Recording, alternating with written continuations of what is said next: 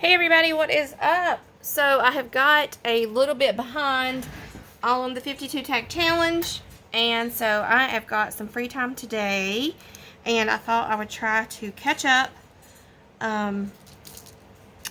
Catch up. I think I am. I still have never went back. I have done tags 4 through 7, and I've not done 1 through 3 yet. And so this week they're on tag 10, and so I've got some catching up to do. So tag 8 is French knots, bullion knots, and pistol stitch. I'm not going to do that one yet because tag 8 is bits, pieces, and a gift. And I haven't done anything because I never cleaned up my desk from the last time. So I just brought everything over. I've switched desks. I just scraped everything off of there and brought it over. And we're going to see what we can end up with all these goodies.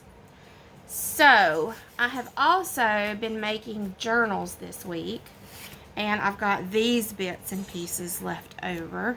So I'm kind of thinking that I've got like a spring theme going on, and I'm definitely in the mood for spring. So let's see what we can end up with this stuff. Okay, so we got that little piece, and this is a bigger piece of yellow, but I'm going to take just a thin little, rip a piece off there, because that was what was on my desk. Is that cheating that I made a little bit? Okay, so this is something I had drawn on for a tag that I was going to do, and I never did it. So let me take off tag number 9 over here, and I think we'll use this as my base. Yep. That will work. I'm going to snip a little bit of this off. I think this will tear. No, it won't tear. So, trim that up a little bit. And let me see what I want to do with these. I like my edges. Like.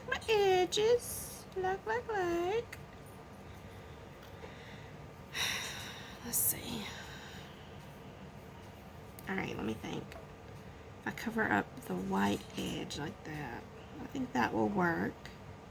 I feel like it's pretty good. And let's see about this green one. Oh yeah, guys, that's going to work good. Look at it. It's going to fill up a lot of it. Now this one has double edges that I really like. So I'm almost wondering if I did it like this and maybe this. That'll give me lots of yummy raw edges. Alright. I don't know if this will work, but let's try it. Yeah, I did it. I love that dirty, grungy look to things. Okay.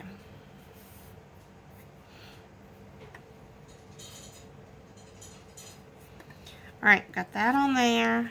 I'm going to let me lower this down a little bit because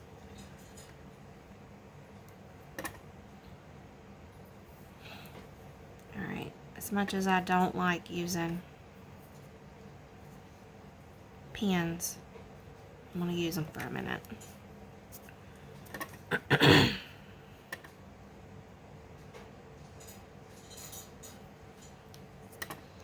Okay, so I know I got that pin there, but if I stick this pin in,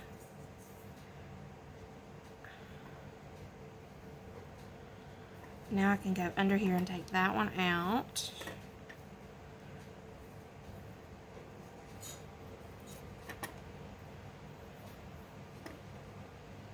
Can y'all believe that we're already in March?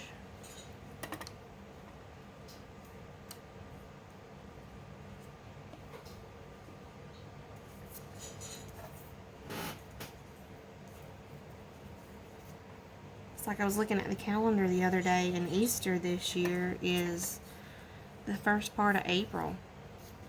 It's like, what? That looks cool. That looks like Easter grass, don't it? All right, let's see what we do. I'm gonna start just twisting this. See if I can get it all knotted up.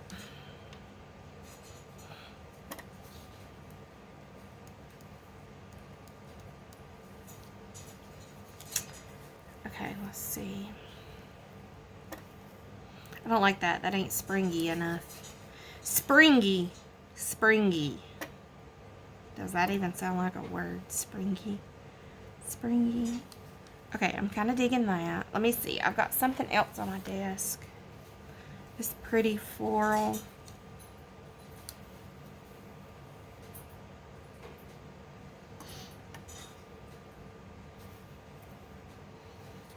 Let me see. Let me see. Let me see.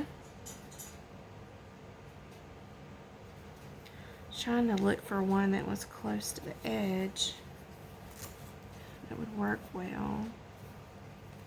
I'm digging this blue one.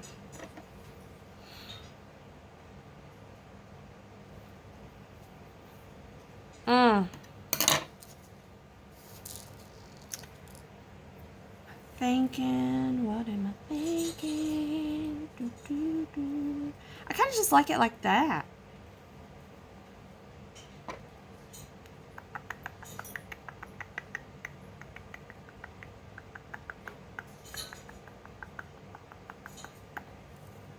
What do you guys think?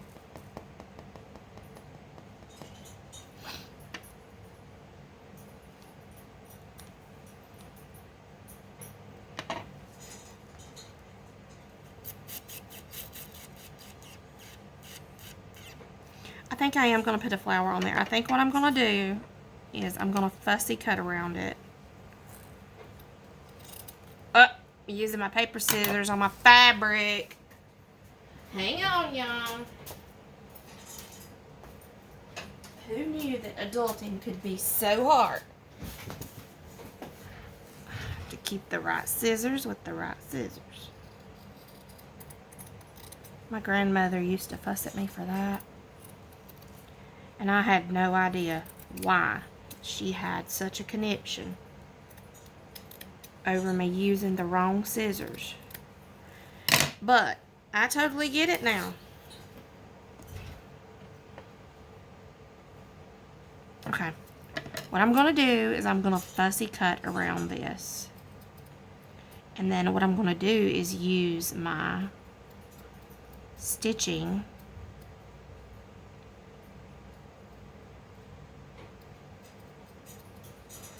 to kind of accent it a little bit.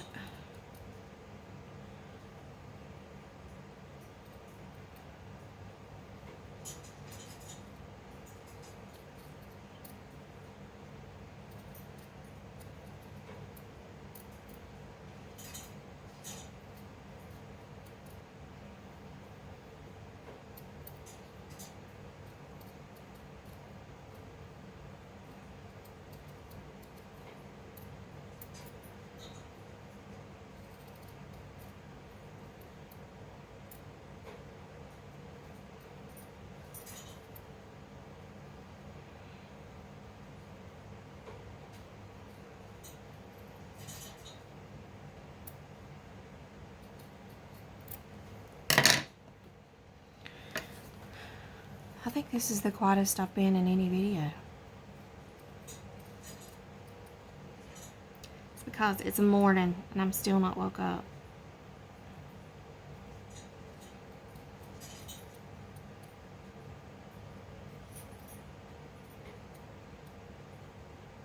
Okay, so I can definitely imagine for this stem here,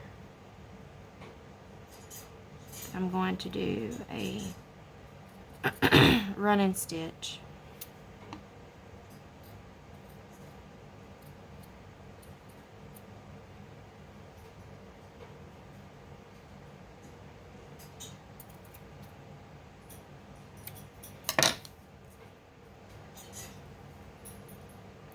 Oh, look guys, that's gonna look so cute.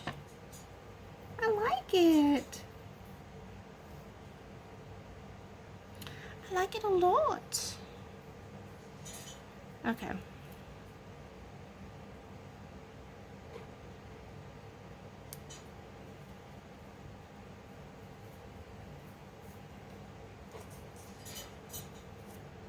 Okay, guys, I think I'm going to roll with that. I really like that. Okay, now, the only thing I don't like is this edge over here. Because you can see that backing fabric.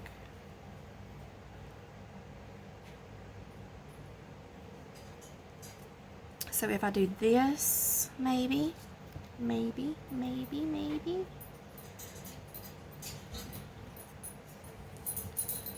And then put this back here.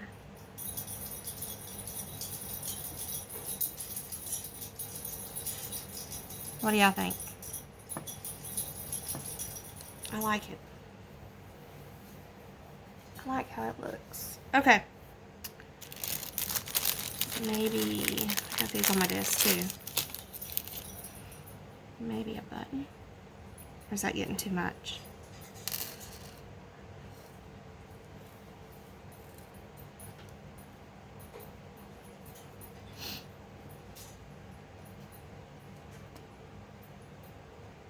There we go again, y'all. Told you, can't decide what I want.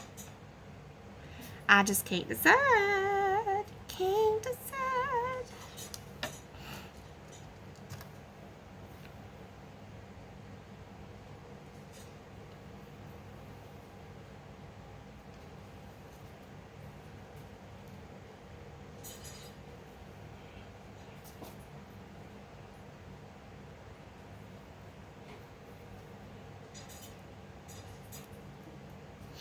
I'm trying to use up these little bits and pieces.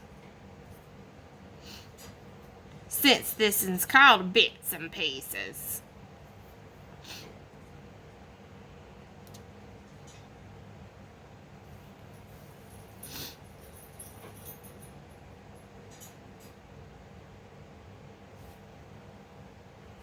If I did this. What do y'all think?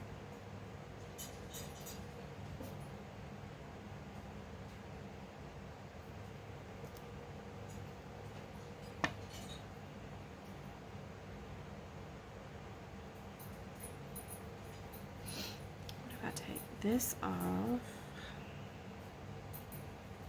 Y'all, it never fails. My dogs can be so quiet. And I won't even know they're in the room until I start a video. My kids are the same way. It's like, and obviously I'm exaggerating when I say this, but they can be in the room for the last 19 days. And I don't see them. And I start doing a video.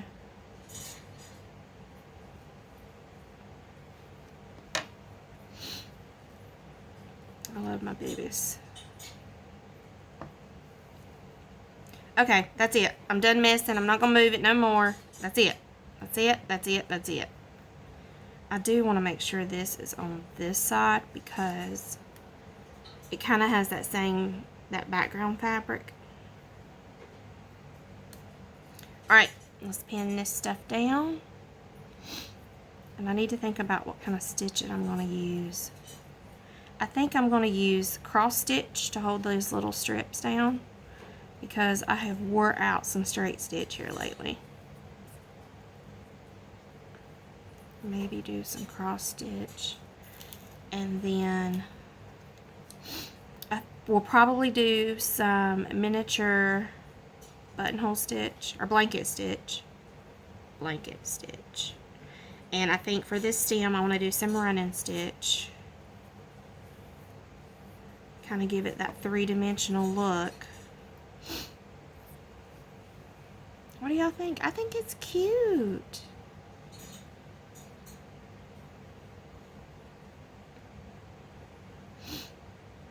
I love the challenge of trying to use whatever you have. like even in my art. I love to make journals out of old packaging, old box, and cover it with fabric and make something completely different.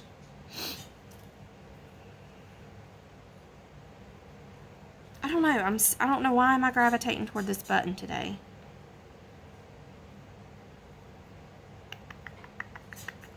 I don't know. I'm gonna have to think on that one. All right, let's get to stitching. Now the next question is color. I think I'm gonna use some purple stitching because I've only got the purple over here. Let's see.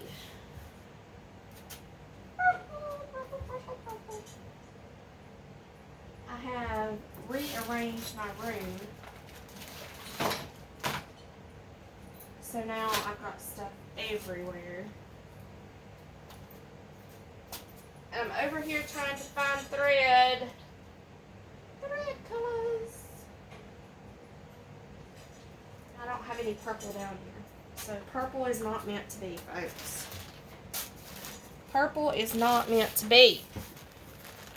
Greens, however, we are in abundance of greens.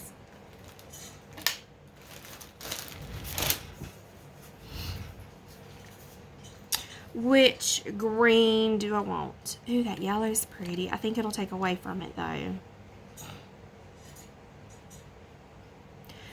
Alright. This was completely random in a baggie, and I just pulled it out. But it works, don't it? Okay, we're going to alternate. And I'm going to use this green color. Oh, look, there's some that's already... Yay! Already separated. That is the worst part, man, is trying to separate them embroidery threads. And I've already got some done for me. How sweet. My past self, thank you so much. Alright. I don't know if it's going to be enough to do too much, but we'll see.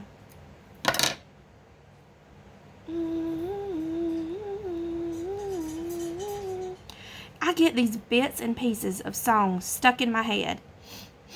And it's like 2 words. 2 words. And I repeat them over and over and over. I don't know what the meaning behind that is. Does anybody know? My husband says it means I'm nuts, but I don't want to admit that one. Okay, I'm going to start from, I want to start right here because I don't think that this is going to do too much. I might be wrong, but if I end up getting further with this little piece than I think, I'll just jump over to the other side.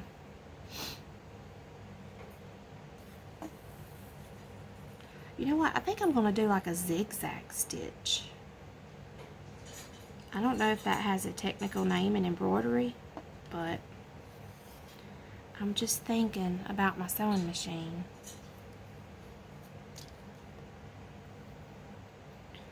And I think one of my favorite stitches on the sewing machine is a zigzag stitch. And I don't even actually sew with a zigzag stitch. But when I make my journals, I love that rustic look with a zigzag stitch. Guys, I don't know if you can hear me or not. I've got my phone, and I've got a new arm for my phone because I have got 2 expensive cameras, and I've got a camcorder, and I get so blooming frustrated with those memory cards. And it's so easy just to flop my phone in this little recorder. Alright, do y'all see what I'm doing? Anyway, so I don't know if you can hear me. And I do know that I moved the camera angle so that I will quit getting out of frame. Because I was annoying my own self by saying over and over again, I'm sorry I'm out of frame. So I fixed that problemo.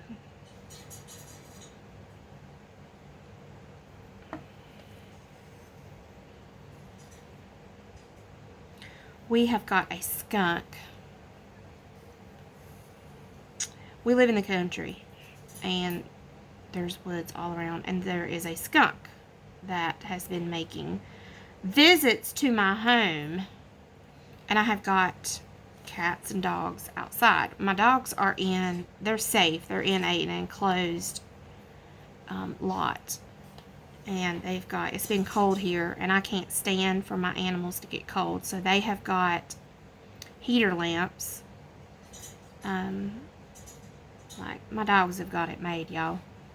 They've got houses with shingles and heater lamps, and in the summertime I get them a little pool so they can get in the water and stay cool, and little kiddie pool.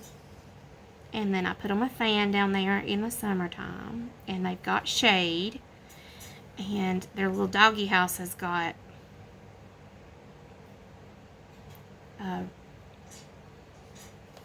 porch on it, so they can go out and they can get their water outside of their house, because if I put the water in their house, it's going to rot it. So their food I put in the house so they don't have to go out in the cold, but their water is outside, so I don't want for them to have to get wet and get cold. So they've got a porch on their doghouse so they can go out and stay dry. Anyway, I don't know why I'm telling you that. I'm going with a skunk. Focus, woman. Focus, woman. So the skunk, I've got cats, and they roam because we live in the country, and if we get mice, then we get snakes. So the cats keep the, and lizards. They're wonderful for lizards. So we were overrun with lizards one year, and we've not had any mice since we've got the cats at all. And so we've only seen one snake in the last several years. But with kids, there was one year that we had a porch swing, and it sit in my yard, and on a metal like rack or whatever. And we moved that to mow, and there was a copperhead under it, a baby copperhead. And those are poisonous. I don't know where you're watching this, if you know what a copperhead is, but they're poison. If you don't know what it looks like, you can look up copperheads North America, and it'll pull it up. So in grass and dirt and stuff, they're really hard to see because of their colors. And with them being poisonous, obviously, they're dangerous. So at the time, my son was little. I want to say 2, maybe 3. And so obviously he didn't know what a snake was. But he had just been sitting in that porch swing because it was low to the ground. And I freaked out because it was that close to my kid, you know. So at the time, we did not have any cats. And I told my husband, I said, look, we're getting cats because I don't want my babies getting bit by a snake. And living in the country, there's just nothing that you can do. You know, keep them away. It's just, we're close to a creek. We've got woods all around. And it's just too easy for them just to come over for a visit. So I've not seen any snakes. Well, no, I said one. We've seen one snake. And it was what they call a rat snake. It's just a little snake. And it's not poisonous. So, anyway, back to the skunk. I'm telling y'all, I go around my tail to get to my eyeball. The skunk has showed up. And I got to noticing, we've got cameras around our house. That's another story in and of itself. Because we live in the country, and we've had a murder down the street from us. And I worked in law enforcement for 8 years as a dispatcher. And so the very people that you would not think are criminals are. So my house has got cameras all around it. And so I can see out. And I really like that because my kids, if they're outside playing, and I can see them, and my mother instinct don't run nuts about, worried about them, because I can see them the whole time I'm in the house, even if I'm not there. Which they're old enough now, they don't require that much close supervision. But in today's world, you still don't ever know. Back to the skunk again. I'm getting there, I promise. So this skunk was showing up at like 4 in the morning. And I am a night owl at times. And so one particular night, I was up watching YouTube in my bedroom. My husband was asleep beside of me. And I thought, holy cow, what is that smell? I thought, somebody is making coffee. And then I thought, no, that smells like drugs. And I'm like, I'm in my bedroom. I shouldn't be smelling this. So I woke my husband up. I'm like, honey, what is that smell? And he's like, it's a skunk. There's a skunk sprayed. So to the side of my bedroom, I have got an outdoor patio. And it doesn't have steps on it. It's a really tall deck. That sun deck I can go out on. But under that deck, the deck floor is the patio ceiling for my downstairs outdoor area. And my cats have a heated kitty house that, because I don't want for them to get too cold. And I don't make them go in there, but it has a heat lamp in case they get too cold. They can go in. And they do go in. But anyway, so we had fed them that night because it was going to be really cold. And the cat food container was underneath that patio area right at my bedroom door. So apparently what had happened is the cats was in their little cat house. And the skunk come over to help himself to their leftovers that they did not eat. And either the cats got sprayed or the skunk got spooked from the cats and sprayed, whatever. Anyway, the side of my house stunk for 2 days. So I'm a little bit worried about this skunk because skunks can carry rabies. And again, being a mama, my mother's instinct, I don't want for them to be carrying anything, and because they say if they're rabid they don't just come out at night. But the good news is I've only seen him like really early in the morning. Him or her, I don't know. So I'm hoping that they're just gonna mind their beeswax. But my husband was thinking, we had a building, and he was thinking that they were getting under that building because you could smell the skunk smell around it. And so we tore that building down.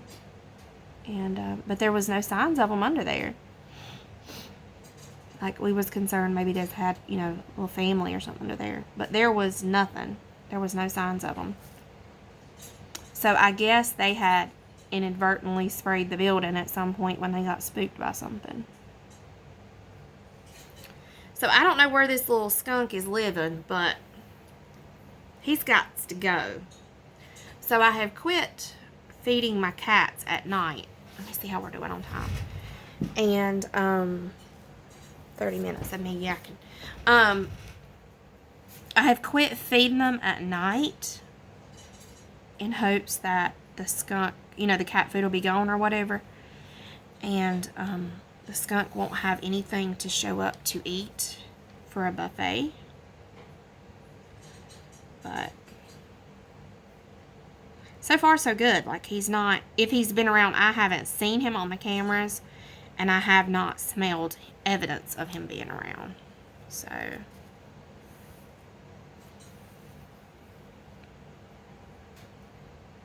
yep. But he's got to go because I don't know if he's got the rabies. But I'm assuming that since I've not seen him in the day, he don't. But I don't know. You just don't. You worry about stuff like that, especially when you've got kids. Because a skunk, even on camera as an adult, and me knowing what it is it does kind of look like a cat. And so I worry about, especially my youngest, thinking, ooh, kitty cat. And it not being a kitty cat. It being a Pepe Le Pew. Okay, I said that. Did y'all ever watch Looney Tunes when you were little? And the skunk on there? Yeah. But unfortunately, I don't think they're as cute as the Looney Tunes skunk. Wasn't it Looney Tunes?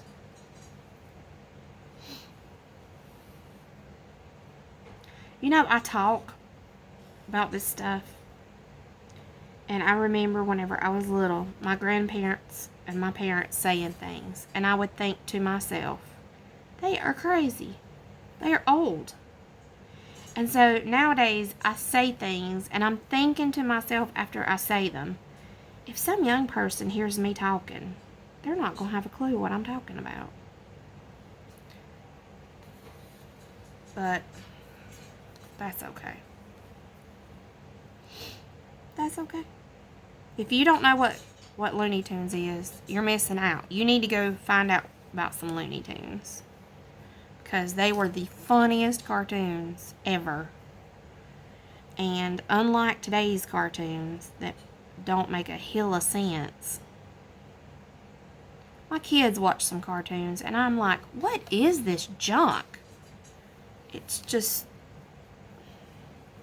almost like a soap opera for kids. Some of that stuff they watch. I'm like, they're too young to be worrying about boyfriends and girlfriends and Lord, trying to give them too much to worry about before they're even grown. The hardest decision kids should have to make is what kind of cereal am I going to eat this morning?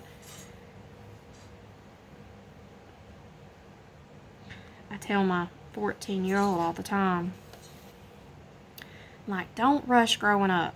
My parents used to tell me that. Everybody told me that. Don't rush it. Don't rush it. I wanted to hurry up and drive. And then it was like I wanted to hurry up and get a job. That was the stupidest thing I've ever thought in my entire life. Because once you start working, you don't quit working till you're dead. So I tell them all the time, don't rush growing up. Like, enjoy being a kid. Enjoy not having to think about things that, it's like, but even you think about it and it's like, even as adults, we shouldn't worry about that stuff, but we do. But I just tell them, I'm like, look, don't rush it. Just be a kid. Be a kid. But he's to that stage where he can't wait to drive, And then once you hit that point, you're like, you can't wait to hit 18. At least here in the States, because that's our ages. And then you can't wait to be 21. And then if you're a girl, you're like, you cry when you turn 30. You cry when you turn 40. I'm not there yet. But I'm probably going to cry. I can remember being little, and my mama was like 37 or something. I can remember the conversation that we had. We were driving down the road. We had been to the store, and we lived in the country, in the middle of nowhere. And we used to have to drive like 15, 20 minutes to check our mail at the post office. And this particular time, my mama had this little bitty car. It looked like a little mini Jeep. And, okay, sorry, y'all. Trying to think of what color I'm going to use here.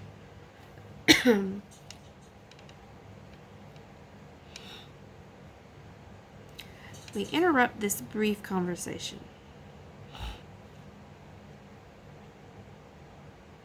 Alright, guys. I know y'all are screaming at me something. I wonder if I got a really light blue that would pick up from that flower. Let's see. I like it. Okay, this is that that thread that turns, what do they call it? Variegated, graded, something. I don't know. Gradient. I don't know. You know what I'm talking about. It's lighter on one side and darker on the other. But I thought that would pick up the light here and the darker here. Okay, back to my conversation that really don't matter if I finish or not. But okay, so anyway, I remember my mom, we had the conversation. And, you know, you go through these phases when you're little about death and you don't want people to die. And because my son's going through that now. He's like 7. He's like, I don't want you to get old. I don't want you to die. And what am I going to do? And so anyway, I was going through that stage. And I remember my mama saying that she was 37. And I thought, oh my gosh, she's old. And moral of the story is I'm 37. And I look at it now and it's like, I've just blinked and my life has passed by. And it's hard to believe that my parents are in their 60s. And, it's just surreal.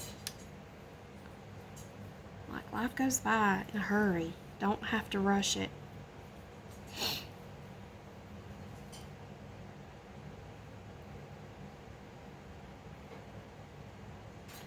But I try to teach my children, responsibility, because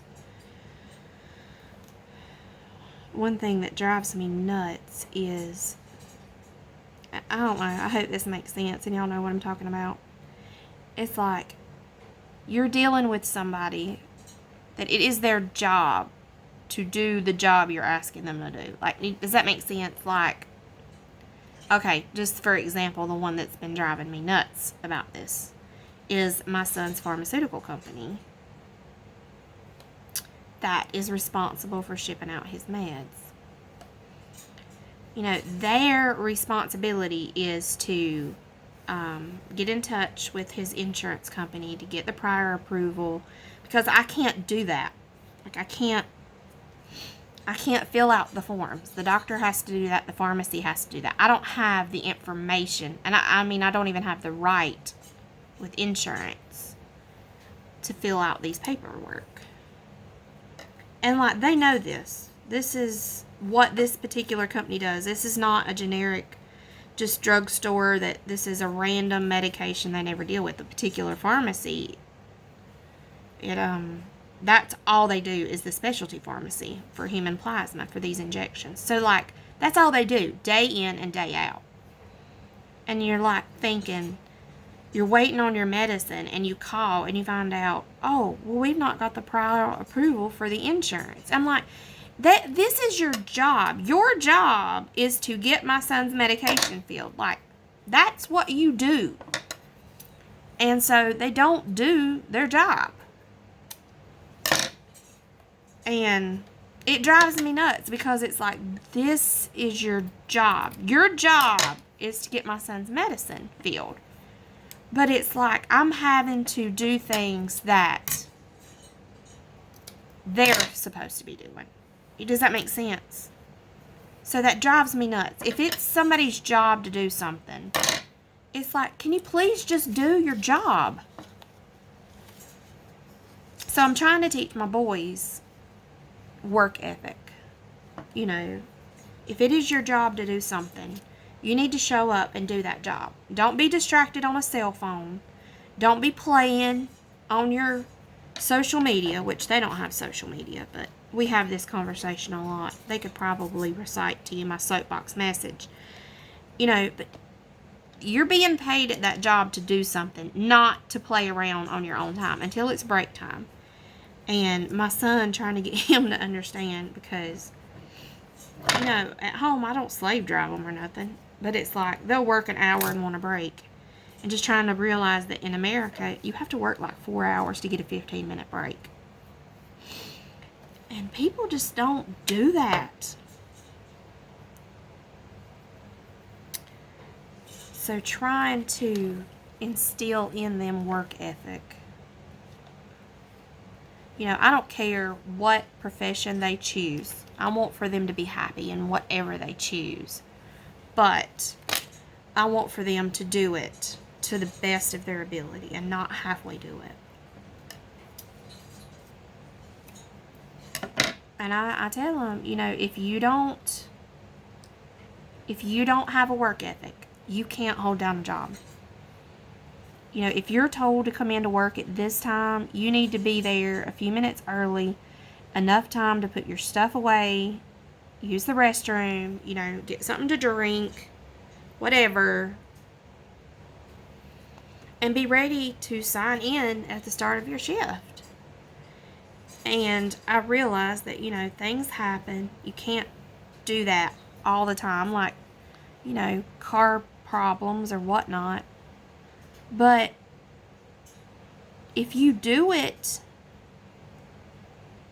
for the most part, then when you do have something come up, your employer is not going to give you a hard time about it. They're going to trust you that, you know, what you say happened really happened, and that's why you weren't there on time.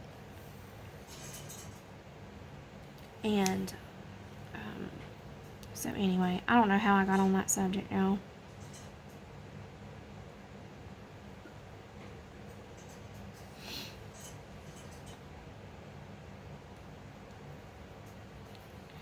So they have opportunities to do chores to earn extra money. And it's things like, I don't make them do it. It's like, okay, there is this chore available and it will pay this amount of money if you so choose to take the job. And sometimes, I mean, they're being kids, you know, and again, that's why it's not something I make them do. They have a choice. Sometimes those particular chores that I'm offering to pay them to do will sit there. But I don't, you know, things like cleaning house. I don't know how I got on this subject. Maybe somebody else needs to hear this. I don't know. So I'm going to continue. Maybe it's just not what I needed to say today. What I needed to hear. Anyway. The chores for day-to-day living, there are non-negotiables that they have to learn to do. And I've told them, you know, you're not going to get paid to do these chores when you're an adult, so I'm not going to pay you an allowance. And some of those chores are cleaning their bedroom, making their bed, brushing their teeth, taking their shower, taking their laundry to the laundry room. My oldest son, is now doing some laundry, and it's primarily switching from one device to the other, or my washing machine is so deep and I'm short. I can't reach the clothes in the bottom, and he's really tall. He's already taller than I am. So he gets the laundry out for me and he carries it out. I love to hang out laundry on the line. So he will carry it out for me to hang it up, and then sometimes I have him come out there and help me get things off the line. We just, we have some pretty good bonding conversations when we're doing stuff like that. And of course he gripes and complains. You know, he's a boy. But I feel like that I need to equip my kids with skills that if something were to happen to me, and, you know, at their young age, they would be put, well, I'm hoping that, you know, my family would take my kids, but, which I know they would, but, you know, you think worst case scenario, if they were put in some kind of a home or something, and the people there didn't take care of them, that they would know how to take care of themselves. I don't know. I just think like that. And so, they know how to cook basic foods. Obviously with supervision, but, you know, teaching them common sense things. You don't put silverware in the microwave. You don't put aluminum foil in the microwave. You know, you have to make sure your food's thoroughly cooked before you eat it. Stuff like that. So they don't get paid for day in and day out things. And it's not a matter of if they want to do that or not. Like, I say, all right, pick up time. We set a timer and we work for a certain amount of time until those chores are done. And if they don't get done in that time lapse, then we have to have another work period. So I'll set a timer for 15 minutes. We see what we can get done in 15 minutes. If it's not done in 15 minutes, they'll go do something else. They'll play, whatever. And then we'll come back and do another 15-minute section and get it done. So those things they do not get chore allowance money for. That is things that they're going to have to know how to do as adults. So that's just me teaching them. But the things that they can do to earn money are extras like vacuuming out my car, washing my car, raking leaves in the yard, you know, those type of things. Sometimes they'll sit there. That's where I was going with this. I told y'all I have to go around my tail to get to my elbow. Sometimes those chores will sit there forever and they won't get done.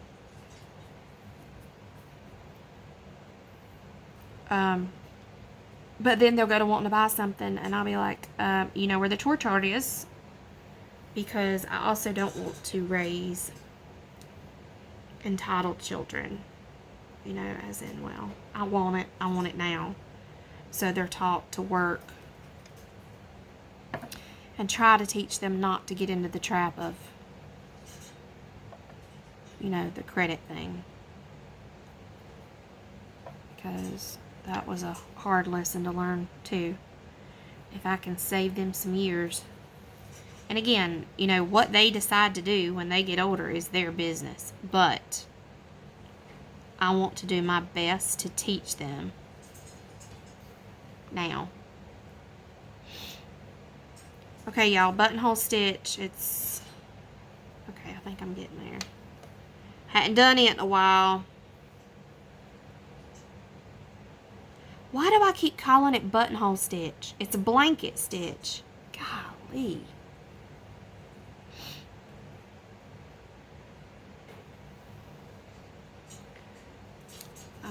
But things like, you know, that they need necessities of life, shoes, clothes, food, all of that stuff, of course, I buy. You know, they don't have to earn money for that. But, and then I buy them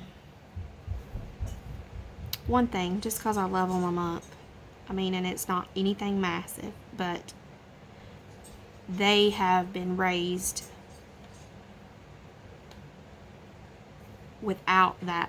You know, there's some kids that I want this, and I want that, and I want this, and I want that. No. Our kids were not raised like that. And they'll go through spells like every other kid, you know, where they want. What, baby? Okay, I'll be right up, okay? I'm on the video. I'll be right there. Let me finish up this little rose, and I'll be up, okay? No, my stop sign's not up. I forgot to put it up, but I'll be right there. I wasn't expecting you up this early. Why not? Because you generally sleep later. I'll be right there, okay? So, yeah. If I figure, now this is my thoughts, my 2 cents. I'm not no parenting expert. This is just what I'm doing with my kids. I figure if I can save them the trap of wanting to buy things and getting the inclination that things buy happiness, that I'm going to save them so much hardship in life. You know, and again, I can't control what they do when they're out of my home. And I don't want to. I want them to be their own people. But I don't want for them to look back one day and say, Mom, why didn't you teach me that stuff would not make me happy? You know what I'm saying? Like, happiness is not from the stuff that you have. And the more stuff that you get, the more stuff that you want. And it never ends. Never ends. And then what happens is you've got a house full of stuff that you can't keep clean, and the clutter drives you nuts.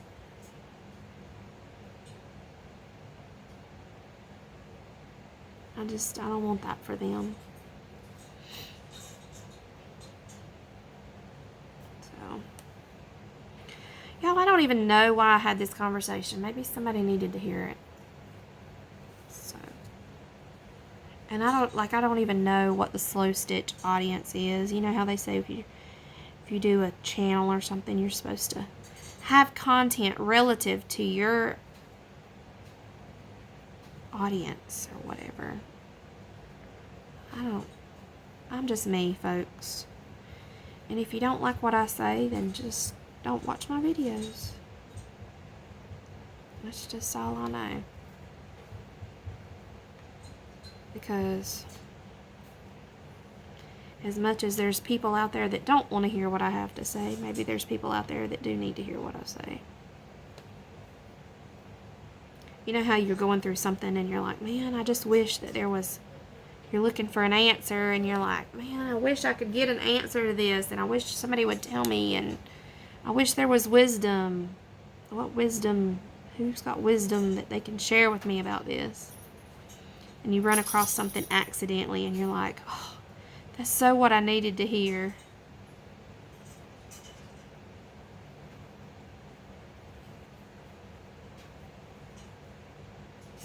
Alright, I gotta finish this up because I got a kiddo wanting some food. My 7-year-old is going through a phase where he knows how to do stuff, but he's wanting me to help him do everything. He is my most mature, like, I don't know, he come out a genius or something. I have got videos of him checking the weather on my phone before he was 1 year old. I say 1 year, listen at me. Before he was 1 year old, he was checking the weather on my phone and would have conversations about the weather. I'm lying you not. And it was so stinking cute. So, and he's my independent one because normally I don't have to tell him to get dressed. I don't have to tell him to fix his hair. I don't have to tell him to brush his teeth. I have to tell my 14-year-old. But not him. He's always got dressed. He's just responsible by nature.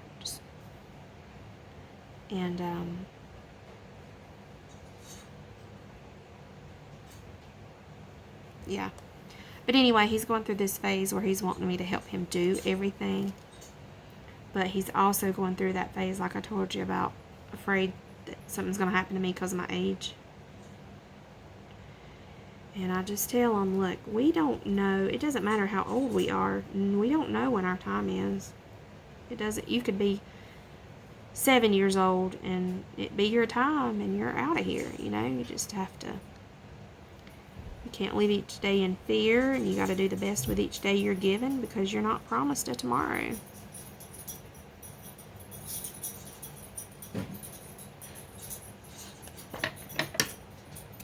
Alright, I'll be right there. Hold on, I'm still recording, okay?